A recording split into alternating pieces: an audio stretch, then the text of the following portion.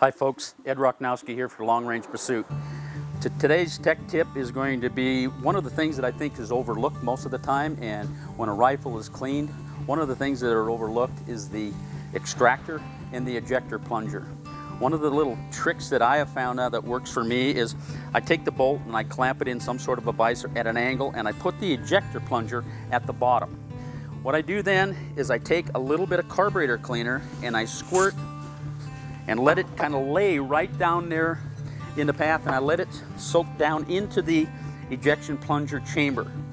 And what that does is it kind of softens up the crud and everything, because after a number of rounds through this weapon, you'll find there'll be microscopic particles of brass that will start to go in there, and it will inhibit the ejector plunger from working freely. After that, you let that set for a while. What you do is you take some device, whether it be a screwdriver, and you work that up and down to make sure it's free, and as you work it up and down, give it another shot of carburetor cleaner, and you'll find, if you look real close, there'll be some bubbles come out. And what that is we've got some fluid down here and we're causing a hydraulic action, and as we push the ejector plunger down, it's forcing the fluid out. And with the fluid comes some of the foreign material that we're trying to get out of there.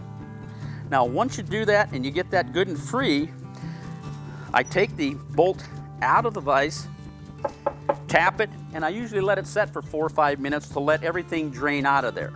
Once that's all drained out, I reinsert it into the vise the same way, but this time I take some lubricant.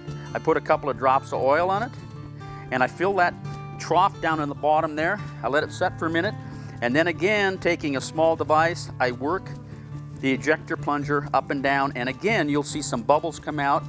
And what I'm doing is I'm allowing enough oil to get down in there, but in the same token, when I push that down, up and down a number of times, you'll find that the hydraulic action will push most of the oil and any other foreign material out of there, and at the same time be lubricating it.